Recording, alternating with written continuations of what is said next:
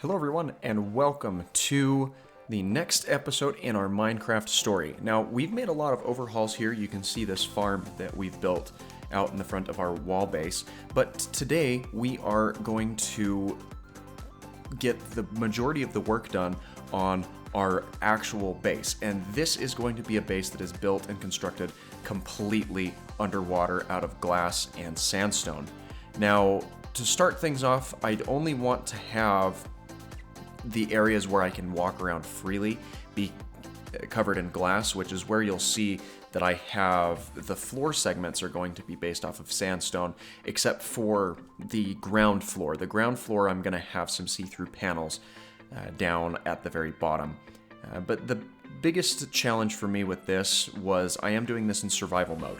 So there's a lot of resurfacing for air that needs to happen, going back and forth, and until we actually get this box squared off, we're actually needing to fend off a lot of drowned as well, which is just kind of a predicament that isn't a whole lot of fun. But amidst resurfacing and going back and forth constantly and mining out more sand to build our glass and to get more sandstone, this project does go decently smooth. And at this point, there's just kind of the finishing touches on this last wall panel as we line it out with the glass that we're needing. And just like that, apart from finishing out the sandstone portion, that's all taken care of. Now, at this point, I've skipped ahead because you didn't want to watch me build the rest of the walls since you've already seen kind of how that happens. So this is where we start working on the floor. And I found it most efficient to kind of swim down underneath the floor here because it gets you down a lot quicker and into the action pretty quick in terms of blocking out the remainder of the glass tiles and other things that you need. So apart from a framework that comes together to the center in that sandstone, everything else that I will be doing around the ground here is with glass. Now you can see this drowned, he's eagerly trying to get up to me, but I'm blocking him off really well with the glass that is present. Now at this point I've got all of the glass put in place, and I made a decision in an alteration to my build design, and I'm actually substituting all of the sandstone for cut sandstone just because it looks a lot more polished and a lot more refined. So at this point we've got the floor of our base completely finished out, and the only thing that remains is filling in the gaps for the floors of the different levels of our house with that cut sandstone. At that point, once we have all of the cut sandstone put in place, it's time to remove all of the source water blocks from this structure, and that's going to happen by filling it in from the top with the easiest materials that I found is to do that with sand or with gravel. So you'll see here that I've sped up the footage quite a bit as we build our center frame across to kind of cut it out into different quarters. And that will allow us to bring it all the way up to the surface and get rid of the source blocks. Now the last thing that I'm missing underground here is actually building a walkway so we can enter this from a subterranean area. That way it remains decently hidden, and I'm not going to have to worry about monsters stumbling into my lair anymore either. On my way back home to rest up and replenish some of my resources, I got attacked by a couple of different zombies, and the reason I'm still fighting them is because I am eager and hoping that this gold-plated zombie will drop us a couple pieces of his armor. So we fight off the drowned and alternate hits back and forth between the plated zombie and the regular zombie, and he actually drops a gold chestplate and an enchanted gold helmet, which is really nice. So continuing back into this, I wanted to continue putting down the sand, but as it turns out, it doesn't slide down to the bottom and stick if the ground is something harder, and glass is a harder substance. So in order to finish out the remainder of this structure, I've got to build up from the bottom like so in order to completely fill in the area, which you see it has been accomplished at this point. So at this point, I've dug out that underground tunnel so we can access the house from the surface. but I'm not quite ready to fully finish and fully furnish the surface here, so I am going to go ahead and block that off so I can easily find it and come back to it at a later time.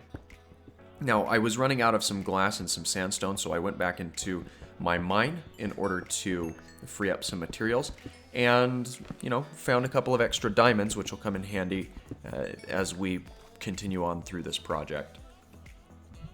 So as you can see here, we've now got our completely finished block. The exterior is all done, and as we start digging away the sand, we have indeed gotten rid of all of the source blocks of water, and that is a huge benefit because it makes the remainder of the work that we need to clear things out a lot more simple. So at this point, really all there is to it is hollowing out the remainder of the structure from the surface area, because the base will be completely submerged. It will be completely underwater by the time we are finished with everything. And you can see I'm digging down to the surface level of these blocks because that is where I need to encase the top portion and the ceiling of this house in glass in order to have it completely submerged. Now at this point, even though I was using a steel pickaxe or a steel shovel, it did end up breaking on me, so I went back home and crafted myself a diamond pickaxe with one of the diamonds that we had, and this is actually a very, very efficient tool. Now, I can hear people wondering, well, why would you waste a diamond on something like a shovel when you could use a pickaxe or armor or other stuff? And that's because it lasts forever, and it's quite efficient in terms of digging out the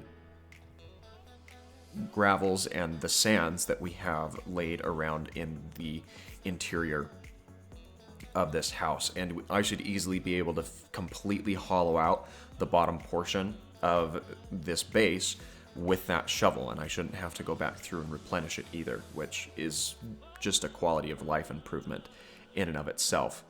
So we just about have the top levels of this sand scraped away. Only have a few more things to do here, and again, this is sped up because you don't want to watch here and sit me dig this out for 5 or 10 minutes. But once we have this completely filled out, we are then in the clear to go ahead and start laying down the glass ceiling. And that is pretty easy. I mean, it's just a matter of placing glass at this point. And I do go through and fill out every single square on the top part of this except one. And that one space is because I need to be able to get out of here, and I don't want to risk flooding the rest of my structure until I have the top completely capped off. So I do finish getting all of the glass put down on the ceiling, and then once we have all of these bricks in place, we can go ahead and come back to the area above our underwater entrance, dig down a couple of blocks, and place our cap in the top, which fully completes the structure in and of itself being entirely underwater. Now, the last thing that I have remaining to continue working on this in a very casual manner is to go ahead and dig out the remainder of this tunnel that I've built out and over to the surface. And that is how I went about building a underground lair. So if you are enjoying this series, please feel free to smash a like and hit that subscribe button if you haven't already. I'm bringing content to you on a daily basis, and this is just the beginning of what we're hoping to do here in Minecraft, because now that we have this base finished, we can fully furnish it and move all of our equipment into here before progressing through the other adventures that we're wanting to take place here. So thanks again for watching, and I hope that you have an absolutely fantastic rest of your day.